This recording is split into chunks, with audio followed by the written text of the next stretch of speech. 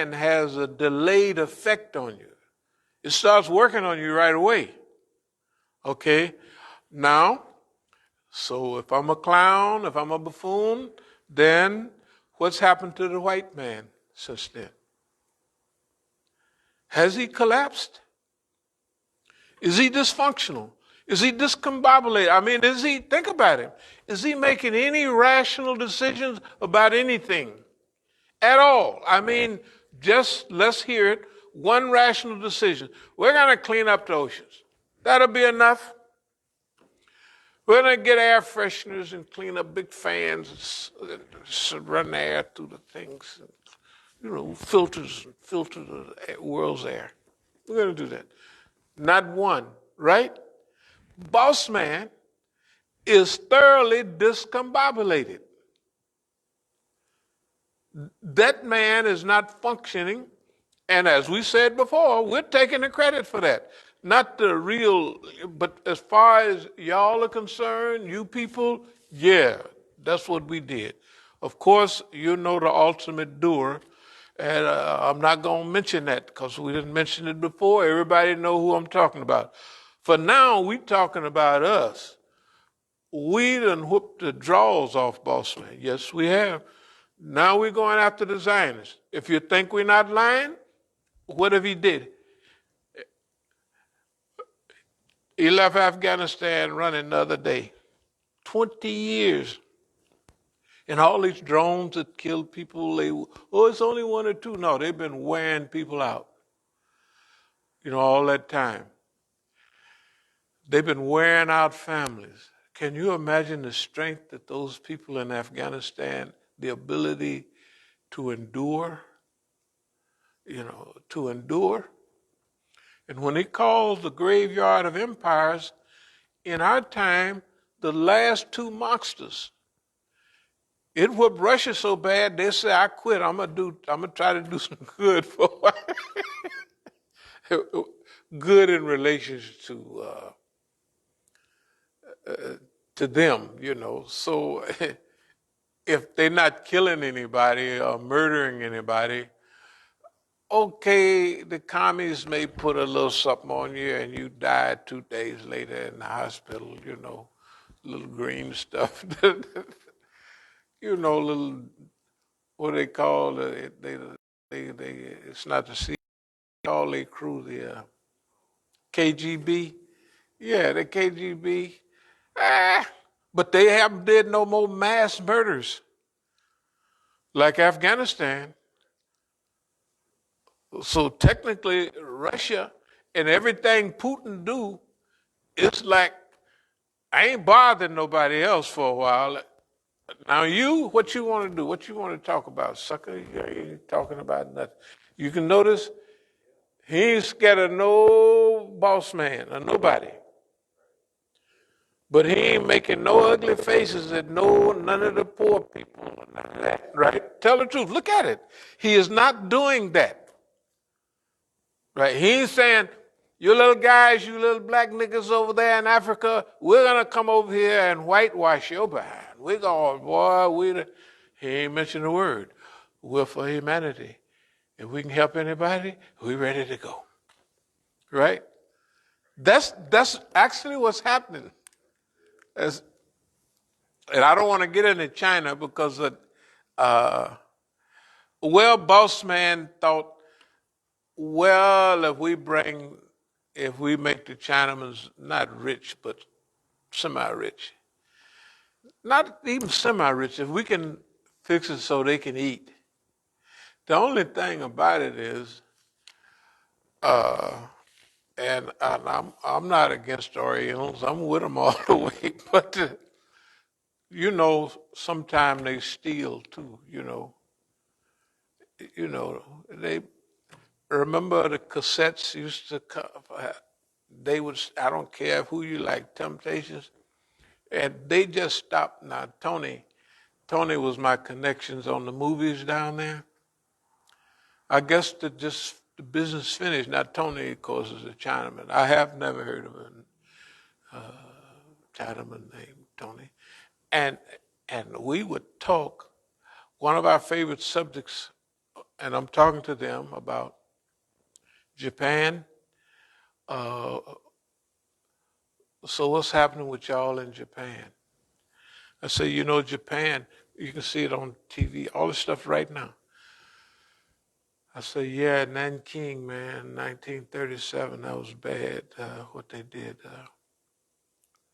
Do they ever apologize? Yeah, but not it wasn't the right one. They didn't gravel and all that. I said, well, you know, y'all got culture, talking about y'all Japanese. Y'all's not as far gone as, but you know, they cut their guts open before they would say, I was sorry. You know what I mean? I said, that's a custom. This is a habit. If the Americans are coming and all the soldiers there, the general is sitting there, so he's systematically, I mean, you know how sharp the thing is. He goes this way, up over here, and then down. That means he don't have his insides is gone. And then he sits there for a second or two and then falls over. I said, them boys they got their own, you know, they was living back in the Stone Age. Then Admiral Perry went over there in 1853, hey, you guys, da, da, da. By 1904, the Japanese had beat the Russian Navy, right? In that, yeah, 1904. And then by World War II, you know, that's in a short period of time, they jumping on, and only they had few mistakes here and there, they'd whooped your behind. Yes, you got lucky on that one. Yeah, I mean, you did strategic stuff, okay, take a bow. But, so I was telling the guy, so why don't you apologize for him? I said, because see, America's classified as number one. Japan was number two, and you're classified as number three. Y'all all next door. I said, between you two, y'all can hook up everybody. Vietnam, you can hook up all of those, everybody. Between the Japanese, I said, y'all, and they don't know how far they ahead of America. I was over in Japan 20 years ago, and they got when you use the toilet, you know, instead of making a stinger here, you push a button, and man, that toilet spray water on your behind, and then I said, I said, man, and I went to the bathroom, and I said, what the heck is going on here? Hey, man, I said, no stinger, and that was 20 years ago. I said, good God Almighty, they clean too, you know what I mean? I said, good God Almighty, no extension, no nothing. This is automatic. I said, so I looked all around. Anyway, the Japanese and the Chinese, right now you can see on all the media, the Chinese is going through their Nanking thing, 1937. The Japanese did do, that was bad.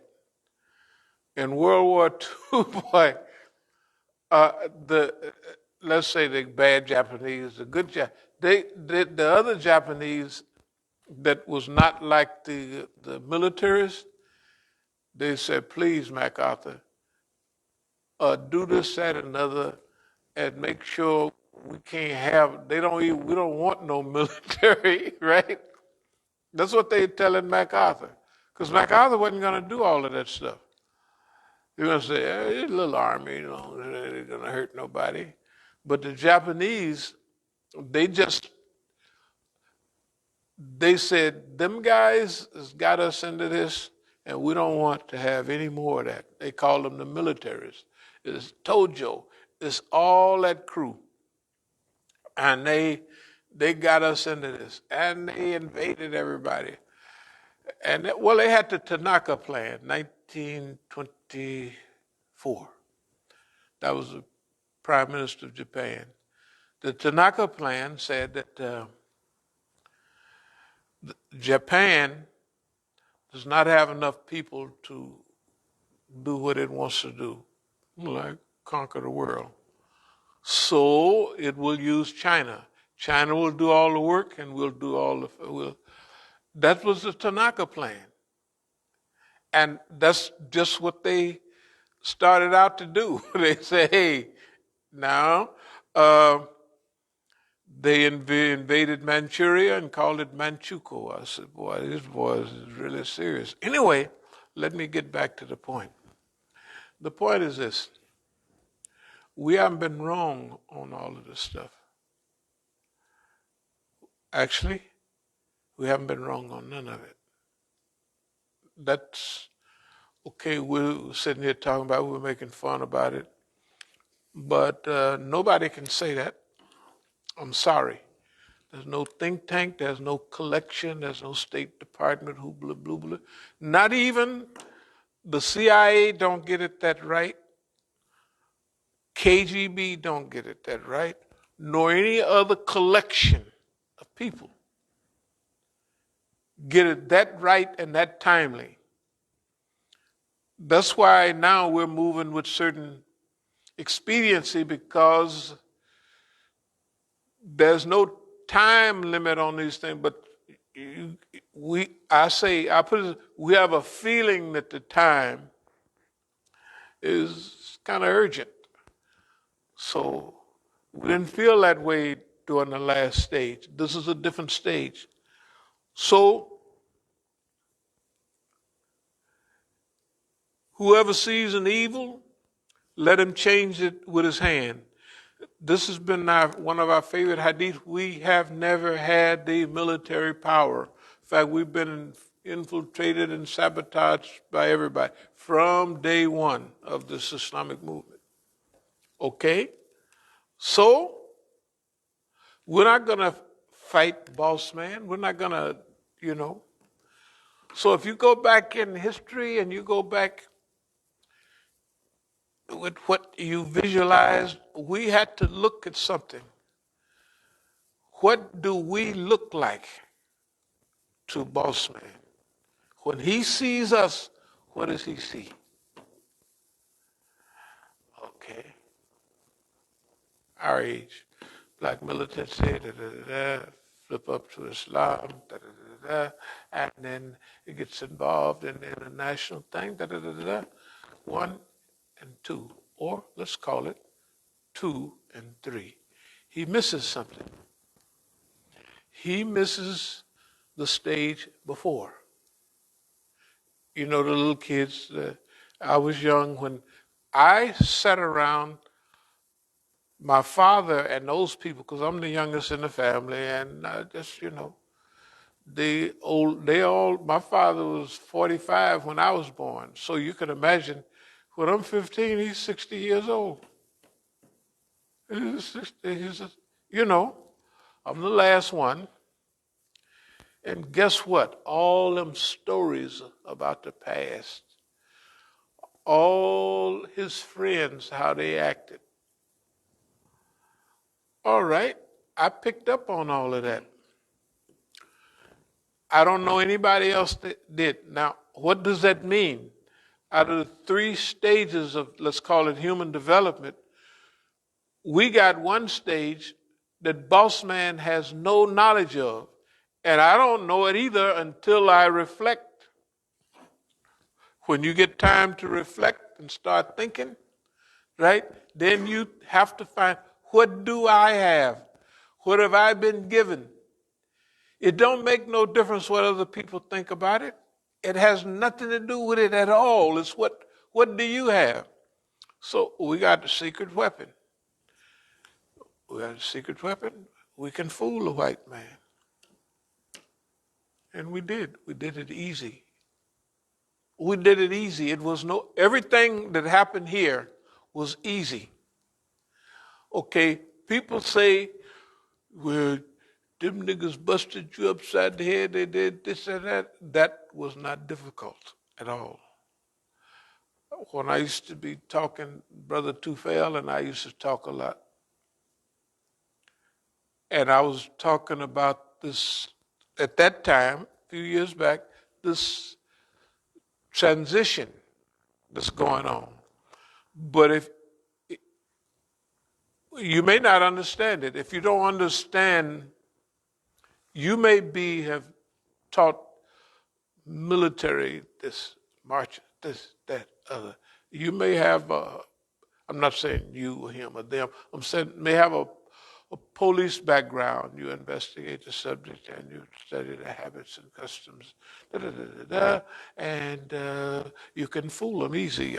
So you ever see these scams? They have a team of folks. One is the big flamboyant guy, the other is a pretty girl, and there's a whole team of phonies. They're acting a part, right? And when they come back, when they get in contact with you, they're the big fence, they're the big diamond.